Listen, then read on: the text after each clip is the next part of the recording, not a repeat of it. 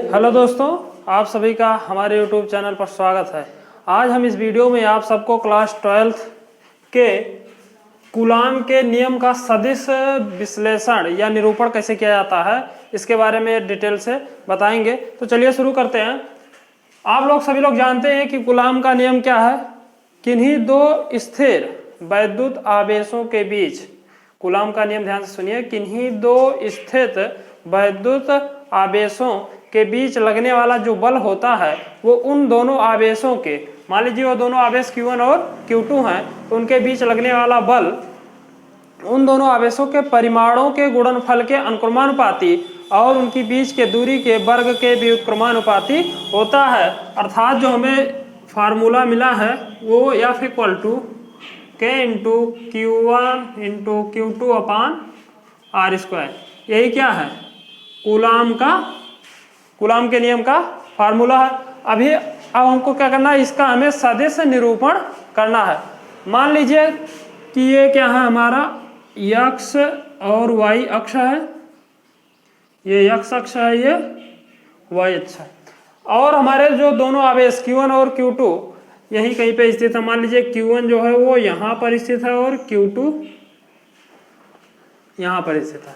ये हमारे एक अक्ष दिए गए हैं, x और y अक्ष दिया गया है, और यहाँ पे दो आवेश स्थित हैं Q1 और Q2। हमें इनका क्या करना, सदिश निरूपण करना है। यदि हम देखें इसमें तो ये क्या है, बिंदु O है, इसको हम क्या बोलते हैं, मूल बिंदु। अगर हम देखेंगे तो मूल बिंदु के सापेक्ष Q1 की जो स्थित सदिश होगी वो क्या होगी, मूल बिंदु के सापेक्ष Q1 की स्थित सदिश। ये हमारा Q1 है, तो अगर इस मूल बिंदु के सापेक्ष इसकी स्थिति सदिश देखेंगे तो ये हमें मिलेगा R, वेक्टर R1। क्या मिलेगा? Vector R1। और अगर हम मूल बिंदु के सापेक्ष Q2 की स्थिति सदिश देखें, क्या देखें, मूल बिंदु के सापेक्ष Q2 की स्थिति सदिश देखें तो ये हमें मिलेगा वेक्टर R2। Q1 ध्यान से सुनिए, Q1 मूल बिंदु O के सापेक्ष Q1 की जो स्थिति सदिश होगी वो वेक्टर R1 होगी, तथा मूल बिंदु O के सापेक्ष Q2 की जो स्थिति सदिश होगी वो क्या होगी, वेक्टर R2 होगी। अब अगर हम देखें इसमें, ये हमें मालूम चल गया कि R1 क्या है, R2 क्या है, ये आप जान गए। अब देखें अगर हम, तो यहां से अगर देखें Q1 के सापेक्ष Q2 की स्थिति सदिश, क्या देखें, Q1 के सापेक्ष Q2, तो इसकी जो स्थिति सदिश होगी, Q1 के सापेक्ष Q2 की जो स्थिति सदिश होगी वो इस दिशा में होगी, जिसको हम क्या कह रहा है हमारा, Q1 के सापेक्ष Q2। तो ये जो हमें इसकी स्थिति सदिश मिलेगी वो क्या मिलेगी, वेक्टर R12। Q1 के सापेक्ष Q2 की जो स्थिति सदिश होगी वो क्या होगी, वेक्टर R12। इसको नोट करते चलते हैं। वेक्टर R12 क्या है, Q1 के सापेक्ष Q2 की स्थित सदिश। क्या मिला, Q1 के सापेक्ष Q2 की स्थित सदिश वेक्टर R12। और अगर देखें Q2 के सापेक्ष Q1 की, यदि हम देखें Q2 के सापेक्ष Q1 की स्थित सदिश, क्या देखें, Q2 के सापेक्ष Q1 की स्थित सदिश, तो हमें मिलेगा वेक्टर R21। Q2 के सापेक्ष Q1 की देखेंगे तो वेक्टर R21। इसको भी नोट कर लेते हैं। वेक्टर R21 जो है वो क्या है, Q2 के सापेक्ष Q1 की स्थित सदिश, Q1 की स्थित सदिश, Q2 के सापेक्ष Q1 की स्थित सदिश से हमें क्या मिल गया, वेक्टर R21। अब हम क्या देखेंगे, अब हम देखेंगे हमें जो इसका परिमाण का जो हमें सूत्र है वो हमें क्या मिला है कि F = K × Q1 अपान Q2, Q1 × Q2 upon R²। अब यहाँ पे अगर हम देखेंगे, हमें बताना क्या है, इसका सदिश विश्लेषण। इसी नियम का क्या करना है, हमें सदिश विश्लेषण करना है।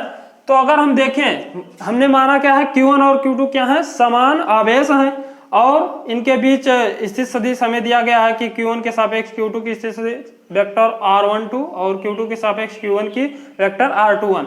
यदि हम माने, अगर देखिए दोनों आवेश क्या हैं, समान है, तो इनके बीच जो लगने वाला बल होगा वो क्या होगा, एक दूसरे को प्रतिकर्षित करेगा। क्या करेगा, दो समान आवेशों के बीच जो लगने वाला बल होता है वो क्या होता है, एक दूसरे को प्रतिकर्षित करता है। तो जो हमारा Q2 पर Q1 के कारण लगने वाला जो बल होगा क्या होगा, जो Q2 पर Q1 के कारण जो बल लगेगा वो किस दिशा में लगेगा, वो इस दिशा में लगेगा, इस वाली दिशा में। Q2 पर Q1 के कारण लगने वाला बल लिखेंगे Q2 पर Q1 के कारण लगने वाला बल, Q2 पर Q1 के कारण जो लगने वाला बल होगा वो इस दिशा में होगा। उसका वो मान, उसको हम कैसे प्रदर्शित करेंगे, वेक्टर R12, क्या प्रदर्शित करेंगे, वेक्टर R12 क्या होगा, Q2 पर Q1 के कारण लगने वाला बल। और अगर दूसरा देखें तो Q2 के कारण Q1 पर लगने वाला बल, ये मिल गया। Q2 के कारण Q1 पर लगने वाला बल जो होगा वेक्टर R12, और Q1 पर Q2 के कारण लगने वाला बल, Q1 पर Q2 के द्वारा लगाया गया बल वो हमें क्या मिलेगा, वेक्टर R21, क्या मिलेगा, वेक्टर R21। इस पर जो इसके द्वारा यानी Q1 पर जो Q2 के द्वारा जो बल लगाया जाएगा वो इस दिशा में मिलेगा, इस दिशा में। और इसको हम किससे डिनोट करेंगे, वेक्टर R21, ये हमें मिल गया। अभी आप लोग जानते हैं कि F1 और F इक्वल टू होता है K इंटू Q1 अपान Q2, Q1 into Q2 upon R², ये होता है कूलॉम का नियम। अगर इसका हम क्या करें, सदिश है, हमें दिशा बतानी है, अगर इसमें हमें क्या बताना है, इसका हमें सदिश यानी दिशा के साथ इसका विश्लेषण करना है। तो अगर हम देखेंगे जो Q2, क्या देखेंगे, Q2 के कारण Q1 की जो स्थित सदिश होगी तो इसको हम कैसे डिनोट करते हैं, और कैप 12, जो R कैप 12 है ये क्या है, एकांक सदिश, क्या है, एकांक सदिश। किस दिशा में है, R12 किस दिशा में है, इस दिशा में। अगर हम दिशा को प्रदर्शित करते हैं तो आप लोग पढ़े होंगे क्लास 11th में, जो एकांक सदिश होता है वो क्या करता है, केवल हमारे दिशा को ही व्यक्त करता है। ये जो कैप जैसे कैप R12 है तो ये क्या कर रहा है हमारा, वो Q1 के सापेक्ष Q2 की स्थित सदिश की जो दिशा को वो बता रहा है। तो यहां से हमें मिलेगा R12 ये एकांक सदिश। अब देखेंगे दूसरा कैप R21, ये भी क्या है,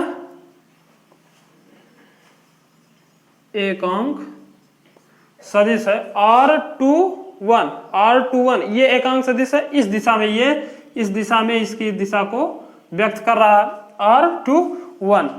चूंकि आप लोग जानते हैं R12 equal to minus R21 क्या होता है, R12 इक्वल टू क्या होता है, माइनस R21, ये क्या होता है, एकांक सदिश। क्योंकि यहाँ पे हमें जो दोनों परिमाण है वो क्या है, बराबर दिए गए हैं। क्या है, जो हमें इन दोनों आवेशों पर जो लगने वाले बल का परिमाण है, यानी अगर हम देखें F12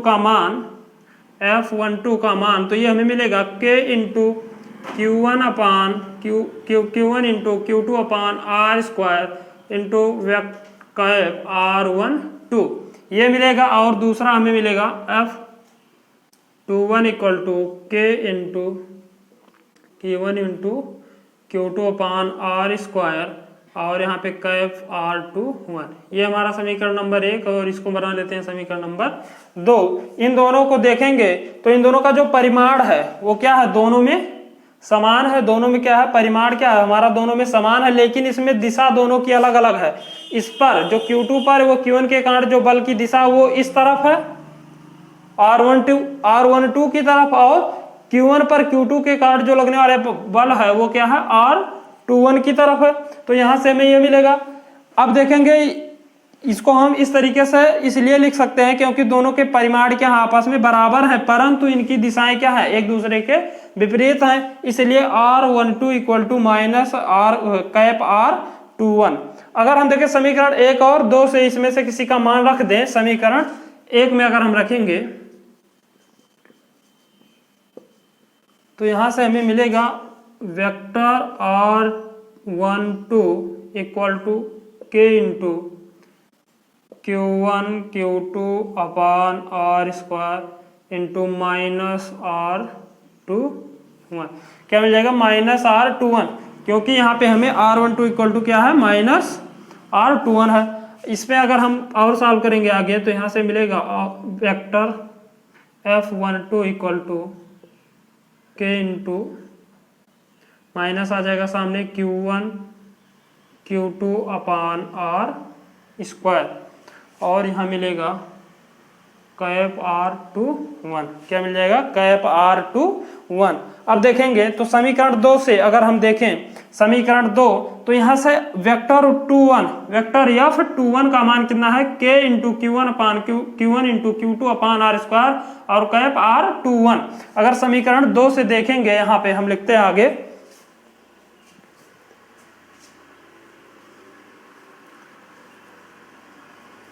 अगर देखें समीकरण 2 से तो यहाँ पे जो हमें